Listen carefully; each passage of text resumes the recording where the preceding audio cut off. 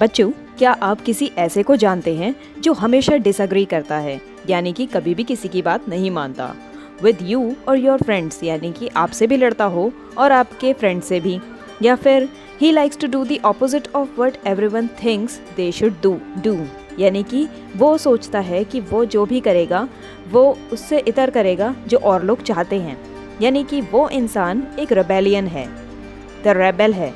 यहाँ पर रेबेल का मतलब है विद्रोही, जिसका मन विद्रोही हो, जो दूसरों से लीग से हटकर चलता हो। तो विद्रोही का मतलब ये नहीं है कि वो हमेशा आपको गुस्सा दिलाए या खींच पैदा करे। आपको खींच तो होती होगी, क्योंकि जो भी आपसे डिसएग्री करता है उसके लिए आपको गुस्सा ज़रूर आता है। किसी के लिए आप रिबेल हैं तो कोई आपके लिए भी रिबेल हो सकता है। तो चिल्ड्रन, यहाँ पर हम आज जानेंगे कि रिबेल कब कब इतिहास में हुई और उन्होंने कैसे भविष्य को बदल दिया, क्योंकि उनका जो एटीट्यूड था, उनका जो टेक था, वो बहुत ज़्यादा ज़रूरी था इतिहास को पलटने के लिए। So we are starting here class 7 the poem the rebel, which has been written by the poet DJ Enright. As you can see here, the poet says, when everybody has short hair, the rebel lets his hair grow long. When everybody has long hair, the rebel cut his hair short. यानी कि जब सभी के बाल छोटे होते हैं तो रेबेल जो होता है वो अपने बाल बड़े बड़े कर लेता है। आपने देखा होगा कई मूवीज़ में इस तरह की चीज़ें दिखाई गई होती हैं, जैसे कि जब जब फैशन की क्रांति आई तब भी ये चीज़ें हुई थी। And when everybody has short hair, rebel के बाल लंबे होते हैं। When everybody has long hair, the rebel cuts his hair short, यानी कि जब एक लीक होती है जहाँ पर लॉन्ग हेयर रखने की बात कही जाती है, यानी कि आपने कई सालों पहले पुरातत्व चीज़ों में देखा होगा या कुछ शोज़ में देखा होगा कि साधुओं के बाल लंबे हुआ करते थे, तो वो उन्हें जूड़ा बनाकर रखा करते थे, क्योंकि उनकी सारी एनर्जी, सारी प्राण प्रतिष्ठा जो होती थी उनके बालों में होती थी और वही उनके सर के सॉफ्ट पोर्शन को ढक के रहता था। तो rebel cuts his hair short, तो रेबेल जो होता है, विद्रोही होता है, वो अपने बालों को काट लेता है। और जैसे कि ये क्रांति आई और बाल छोटे छोटे हुए।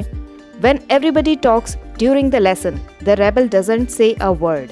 When nobody talks during the lesson, the rebel creates a disturbance. Now, here we can see कि जब सब के सब एक लेक्चर चल रहा होता है क्लास में तो शांत रहते हैं, और नॉर्म भी यही कहता है कि सभी को शांत रहना भी चाहिए।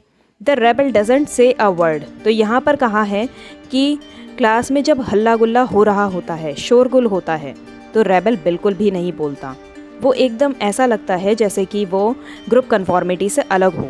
और जब सब के सब यहाँ पर लेसन के दौरान बात नहीं करते तो रेबेल जो है हल्ला गुल्ला कर रहा होता है या कुछ ऐसी बातें कर रहा होता है जो कि डिस्टर्बेंस क्रिएट करें, माहौल को अलग करें। When everybody wears a uniform, the rebel dresses in fantastic clothes. When everybody wears fantastic clothes, the rebel dresses soberly. So here हम देखते हैं कि कैसे पोएट ने कहा है कि जब सब के सब यूनिफॉर्म पहनते हैं, ग्रुप कन्फॉर्मिटी में रहते हैं, तो रेबेल अपने बहुत अच्छे परिवेश में बहुत अच्छी वेशभूषा बनाकर जाता है, यानी कि जैसे कि कोई पार्टी में जाने वाले कपड़े किसी सेमिनार में या मीटिंग में पहन ले। एंड सेम यहाँ पर जाता है कि when everybody wears fantastic clothes, the rebel dresses soberly. In the company of dog lovers, the rebel expresses a preference for cats. In the company of cat lovers, the rebel puts in a good word for dogs. So यहाँ पर children हमने देखा कि अपनी आवाज़ हमेशा बुराई के लिए उठानी चाहिए। जहाँ पर आपको गलत होता दिखे वहाँ पर चुप नहीं होना चाहिए। तो यहाँ पर डॉग लवर्स की अगर कोई बिरादरी है जहाँ पर लोग डॉग लवर्स हैं, तो रेबेल जो है वो कैट्स को पालेगा। And in the company of cat lovers, the rebel puts in a good word for dogs. So when everybody is praising the sun, the rebel remarks on the need for rain.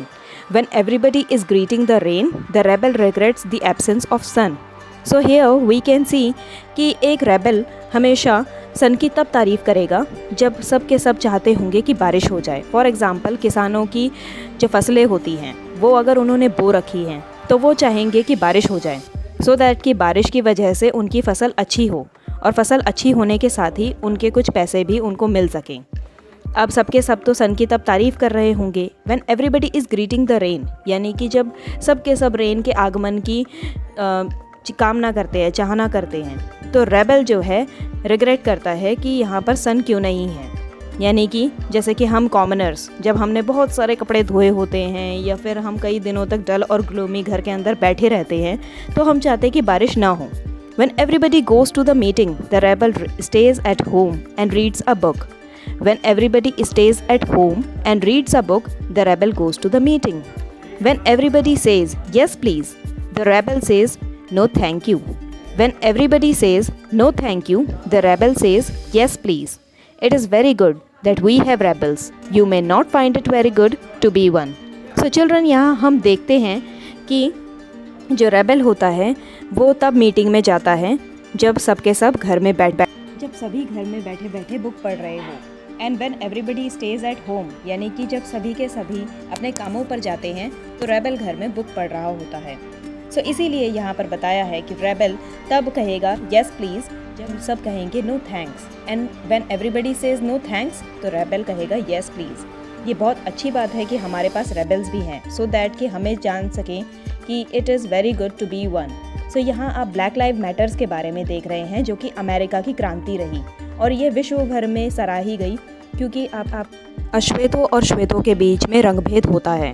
Children, आज के समय पर भी apartheid कानून यहाँ पर लागू होता है जो कि बराक ओबामा के श्वेत राष्ट्रपति बनने के बाद भी वहाँ के लोगों को जब तब में देखना पड़ता है। उन लोगों के लिए अलग तरह के रूल्स और रेगुलेशंस बनाए जाते हैं और जब तब में उन पे वाइट्स द्वारा अत्याचार भी किए गए हैं। सो इसीलिए ब्लैक लाइव्स का कॉन्सेप्ट हमने देखा